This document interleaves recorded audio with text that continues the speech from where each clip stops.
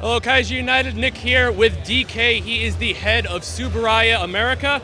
DK, what's the biggest learning curve when expanding a Japanese IP to Western markets? Is it language, tone, or audience expectations? Well, the thing that's particularly fascinating about Ultraman is that it was so popular in the 60s and early 70s here. People forget, but Ultraman was the #2 export during the Showa era of Japan to North America after Godzilla.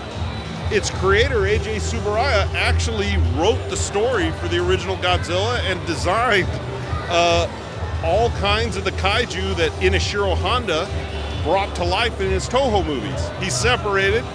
Ultraman became a big hit in 1966 in the States. It was sandwiched in between a 90-minute programming block, Speed Racer on one side, Simba the White Lion on the other, and then Ultraman in the middle, and was extremely popular.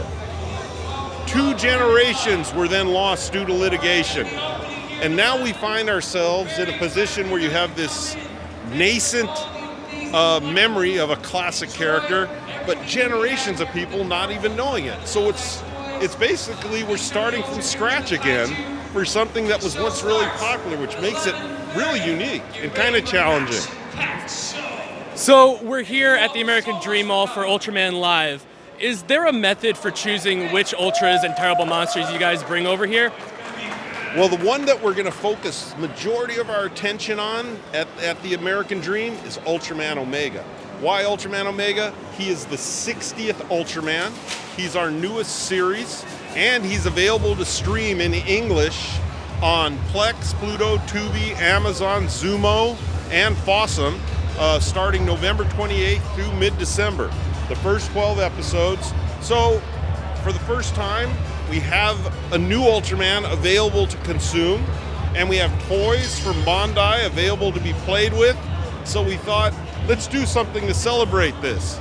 And the American Dream was kind enough to let us use their space. So this is the first Ultraman stage show of its kind here in the States. Is it intended to be an entry point for new fans who are curious about checking out the franchise, the seasoned fans, or both? Is there like a balance? It's actually for both, but more importantly, I think for people who've never seen a Tokusatsu exhibition, they'll get a taste of the handcrafted artistry, which makes Ultraman so different from anime. Anime, of course, is loved. I'm a huge anime fan. Everybody knows anime. You have Chainsaw Man now being released on 2,000 screens. You have you have Demon Slayer doing over 100 million in box office. I mean, it's gone mainstream. What hasn't yet gone mainstream is Tokusatsu, but yet Tokusatsu was around before anime. So it's kind of like we're going back. And when you come to the American Dream, you'll actually see Tokusatsu live. And in success, hopefully we can bring it throughout the States, because it's really like WWE with sci-fi steroids injected into it. These guys are jumping around, kicking ass, destroying stuff. It's a lot of fun. So you don't really understand how joyful it could be to watch until you actually seen one. So I'm going to be standing in the back, hopefully seeing people getting pumped up. So can we expect more events like this in the future, and what are some factors that will determine that? Today's attendance, Sunday's attendance, and next weekend's attendance are going to definitely drive decisions to bring this out and about throughout the country. It's very expensive to do. You have all these guys who perform, you have the faux cityscapes, you have to bring in statues, signage. It's like a circus, and you're traveling, bringing all these guys in. So to do it, we need people hopefully to come in, talk about it, and either they enjoy the Tokusatsu exhibition and they then start watching it on AVOD. So then we could pick up via social media that fans like it. We could then go pitch to other places similar to American Dream. Hey, have you heard of the Tokusatsu exhibition? Have you heard of Ultraman? A lot of times they haven't, but in success from this event, they'll say, yeah, a friend of mine went to this, and I'm curious. And that'll be the key to hopefully open the door and do more of these things. So how does fan feedback influence what you guys focus on? Like which shows to promote, what merchandises you highlight internationally, and stuff like that?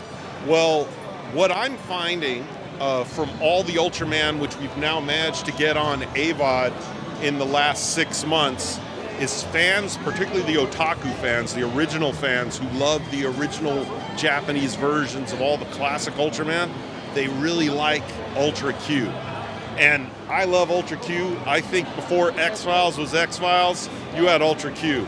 And for those who are uninitiated, you can watch it on a whole bunch of AVOD platforms right now. It's in black and white. It's really designed to the nth degree. And these guys are like kaiju hunters, but with a Twilight Zone-y X-Files spin. And they go out and they determine what's real and what isn't real.